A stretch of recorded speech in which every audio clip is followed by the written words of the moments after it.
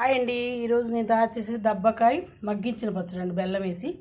ఇవ్వండి దబ్బకాయలు, వాళ్ళే మా వారు తీసుకొచ్చారు.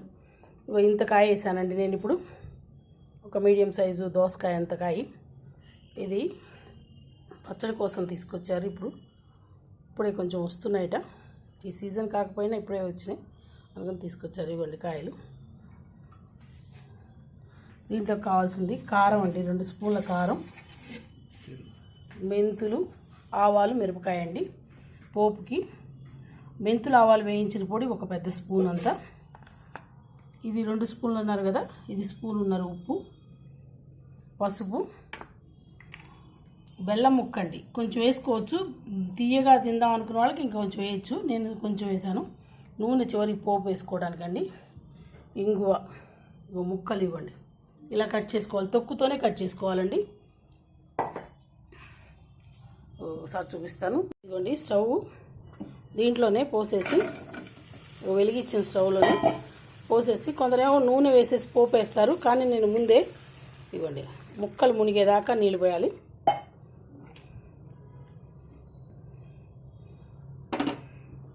ఇవి మెత్తపడతాయండి, ముక్క మెత్తపడేదాకా ఉడకబెట్టుకోవాలండి. అప్పుడు బెల్లం, ఉప్పు, కారం వేసుకుందాం. ఇదిగోండి బెల్లం, ఇది మధ్య మధ్య కలుపుకుంటూ మెత్తపడిన తర్వాత మళ్ళీ మీకు చూపిస్తాను. ఇక ఉడుకు పట్టినాయండి. దీంట్లో కొంచెం పసుపు వేసుకుందాం, తొందరగా ఉడకటానికి. ఇది కొంచెం ఉప్పు వేసుకుందాం, మనం అనుకున్న దాంట్లో కన్నా కొంచెం ఉప్పు వేసుకొని ఈ బెల్లం గడ్డ వేసేస్తున్నానండి.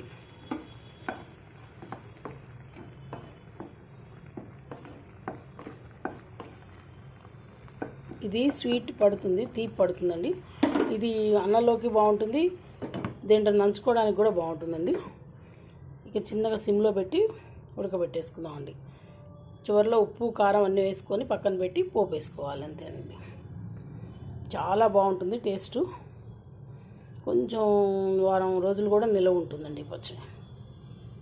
మళ్ళీ ఉడికిన తర్వాత చూపిస్తానండి.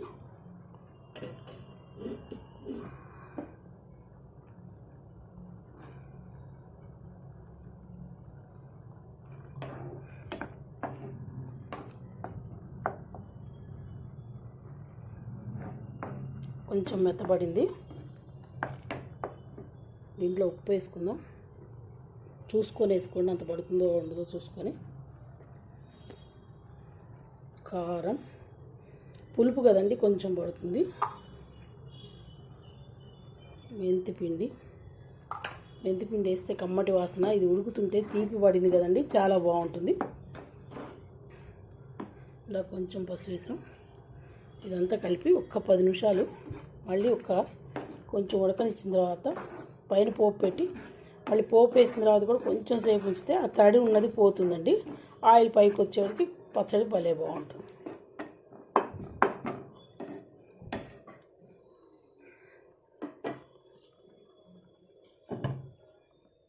కొంచెం ఉడకనిద్దాం. ఇదిగోండి ఉడికింది. ఇక తీసి పోపు వేసుకుందాం. ఒక నిమిషం. ఇదిగోండి నూనె వేసాను వేరే బాండీలో. దీంట్లోకి మెంతులు, ఆవాలు, మిరపకాయలు వేసానండి.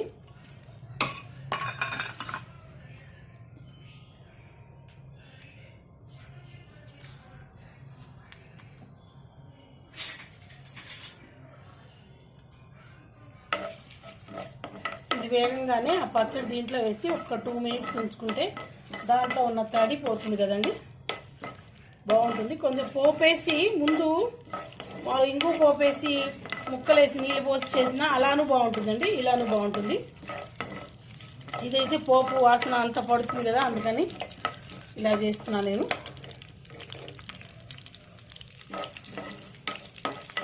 కొంచెం నూనెగా బాగుంటుంది, దేంట్లో అయినా బాగుంటుందండి. కొంచెం స్వీట్గా ఉంటుంది.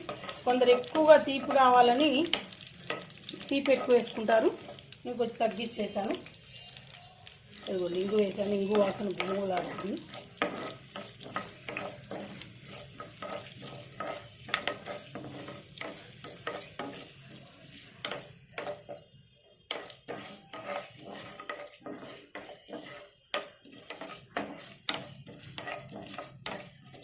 ఇవన్నీ వేగినాయి.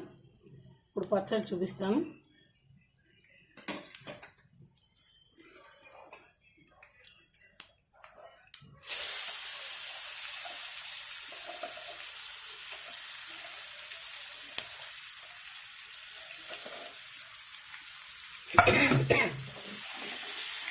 చూడండి.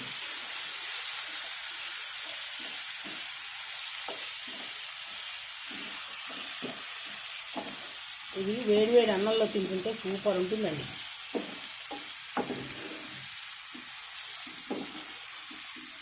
నోరుకి బాగుండని వాళ్ళు ఇంకా కొంచెం దేంట్లో మంచిగా తిన్నా ఇది బాగుంటుంది. ఇంతేనండి, దబ్బకాయ మగ్గించి పచ్చడి నేను ఒక్క కాయకి చేశానండి. చూసుకొని ఉప్పు కారం తక్కువ తినేవాళ్ళు తక్కువ చేసుకోవచ్చు. అంతేనండి, స్టవ్ బంద్ చేసేసాను.